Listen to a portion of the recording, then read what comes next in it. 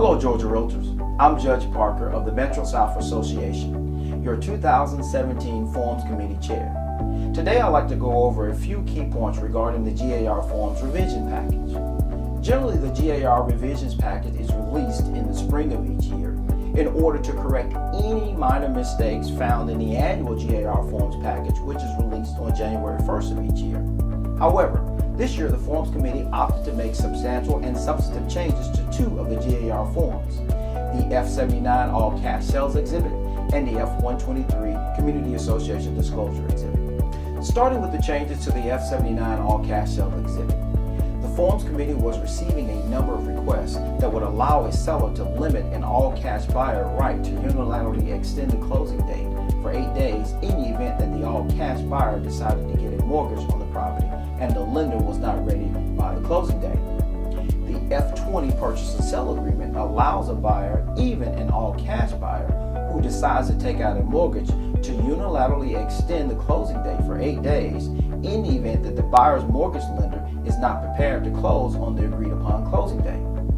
The Forms Committee has modified the F-79 All Cash Sale Exhibit, which should be attached to all purchase and sale agreements without a financing contingency exhibit. The Forms Committee has added 2 questions for negotiation, each with 2 options.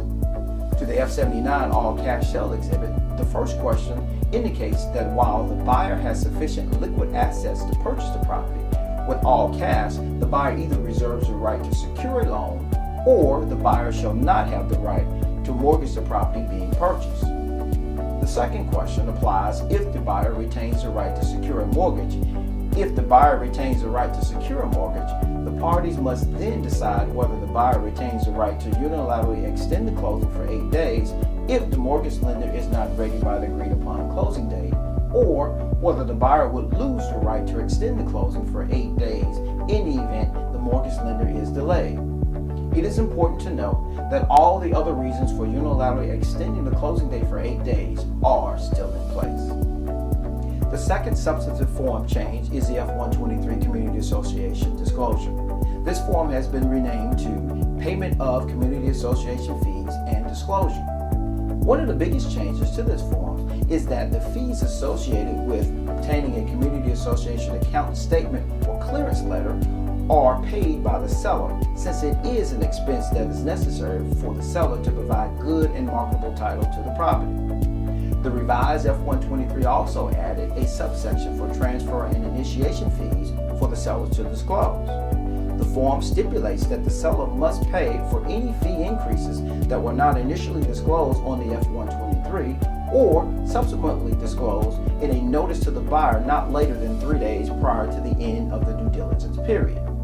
The Forms Committee hopes that by assigning specific fees to the buyer and the seller, this will help avoid the issue of the parties arguing at closing table of who must pay for all of the fees associated with obtaining the Community Association account statement or the clearance letter.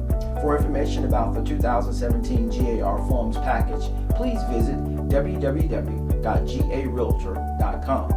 If you would like to schedule a training course on GAR's 2017 contract forms, contact us at pie@garealtor.com or call 678-597-4135. Once again, be on the lookout for the 2017 GAR Forms Revision package coming in May of 2017.